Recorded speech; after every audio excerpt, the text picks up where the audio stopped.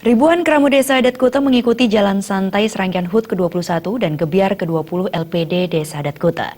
Jalan santai yang mengambil start di depan pintu masuk Pasar Seni Kuta ini dilepas oleh Sekcam Kuta Iketut Gedearta. Kegiatan jalan santai turut dihadiri anggota DPRD Badung asal Kuta I Gusti Anom Kumanti dan Lugede Media Studi, Lurah Kuta Wayan Daryana, Pendesa Adat Kuta Wayan Suarsa, dan undangan lainnya. Setelah mengikuti jalan santai, keramat dan nasabah LPD Kuta ini berkumpul di depan Pura Segara untuk mengikuti pengundian berbagai hadiah yang telah disiapkan.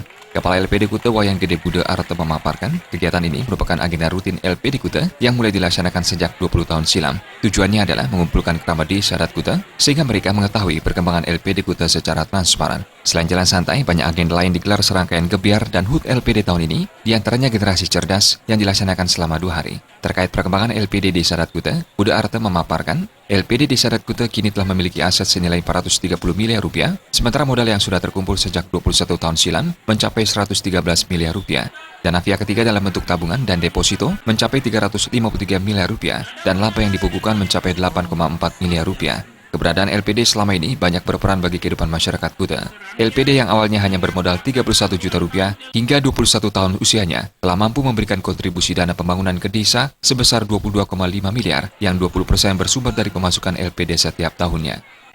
Sekarang kita sudah memberikan kontribusi dana pembangunan 20% kepada desa adat sejumlah lebih kurang 55 miliar.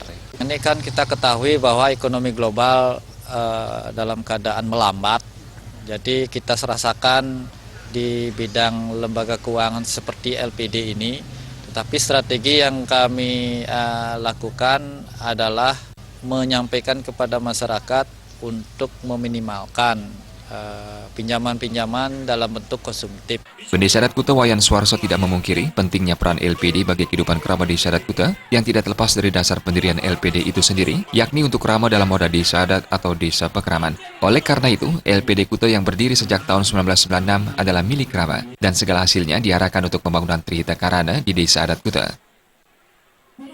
Jadi harapan kami kepada masyarakat desa adat Kuta, ayo kita pakai LPD Kuta ini sebagai media untuk lebih membangkitkan fondasi ekonomi kerakyatan di desa adat Kuta, kemudian miliki LPD ini dengan segala kelebihan dan kekurangannya, dan demikian juga harapan kami kepada semua pihak, terutama adalah pihak pemerintah, untuk bisa menjadikan LPD di setiap desa adat, desa pekeraman ini sebagai suatu fondasi kuat bagaimana membangun ekonomi kerakyatan.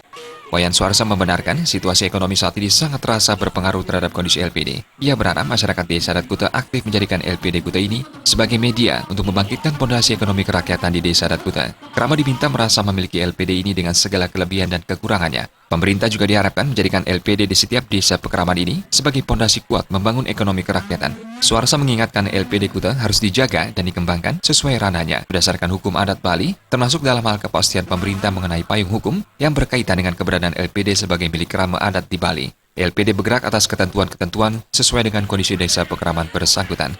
Tim Liputan Bali TV.